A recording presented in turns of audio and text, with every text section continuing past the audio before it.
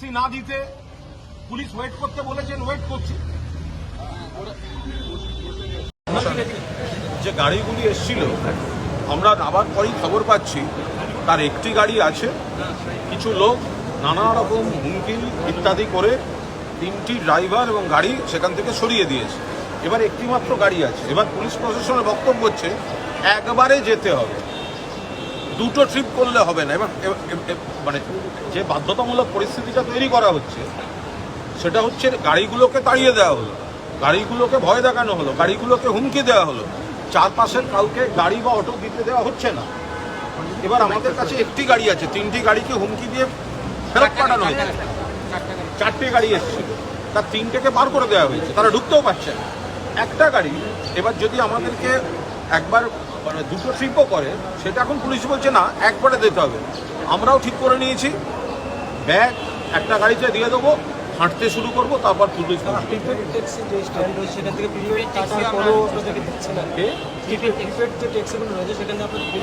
ওটা তো পুরো দস্তুর। আমরা বলছি এইটাই হচ্ছে বাংলার সঙ্গে ত্রিপুরার তফাৎ। বাংলায় বিজেপির কোনো নেতা ত্রিপুরা থেকে গেলে অবাধে সব জায়গায় ঘুরে বেড়াতে পারেন, আর এখানে গতবার দেখেছি মারধর, আর এবার দেখছি যে বন্ধ করে দেয়া হচ্ছে, যে অফিসে ভাঙচুর হচ্ছে সেটা দেখতে এলে গাড়ি অটো স্ট্যান্ড যেতে চায়, আসতে দেবে না। গাড়ি এসে গেছে, তাদেরকে সরিয়ে তাড়িয়ে দেওয়া হয়েছে। এবার বলছে একটা গাড়ি আছে, সে ট্রিপ করতে পারবে না, যেতে হবে সব একসঙ্গে। একসঙ্গে এতজন আমরা যাবো কি করে? আমরা হাঁটবো রাস্তায়। এবার বাকি পুলিশের দায়িত্ব, যদি এখানে বাকি কেউ মারধর করে তারপর দেখা যাবে, পুলিশ বুঝবে। এটা আমি আপনাদের মনে করিয়ে দিতে চাই, আমরা যখন ত্রিপুরাতে বিগত বিধানসভা নির্বাচনে কাজ করতে আসলাম মমতা বন্দ্যোপাধ্যায়ের হয়ে, এটা ভুলবেন না যে একটা মানুষ আমাদেরকে দফতর দিতে চাইছিল না, আমাদের অফিস ছিল না 2 বছর। এই ধরনের সন্ত্রাস বিজেপি করেছিল। It took us 2 years to get an office space. কিন্তু আমরা অফিস খুলেছি, আজ পর্যন্ত আমাদের অফিস ত্রিপুরাতে রয়েছে, আগরতলার বুকে রয়েছে। অ্যান্ড উই আর শকড যে একটা গণতান্ত্রিক দেশে এইভাবে একটা দলের অফিসকে ভাঙচুর করেছে। আমি মমতা বন্দ্যোপাধ্যায়কে আর অভিষেক বন্দ্যোপাধ্যায়কে ধন্যবাদ জানাচ্ছি যে আমাদের যারা ওয়ার্কাররা রয়েছে, যুব মহিলা স্টেট কমিটির, তাদের পাশে দাঁড়াবার জন্যে আমাদের এই নির্দেশ দিয়েছেন। এবং আমরা বিজেপিকে বলতে চাই, আমরা সাংবাদিক বন্ধুদের প্রেস মিটের সময় দিয়েছিলাম অফিসে 12:30টার সময়। আমরা হেঁটে যাই, আর যেভাবেই যাই আমরা আমাদের অফিসে যাবই, দেখি আমাদেরকে আটকায়।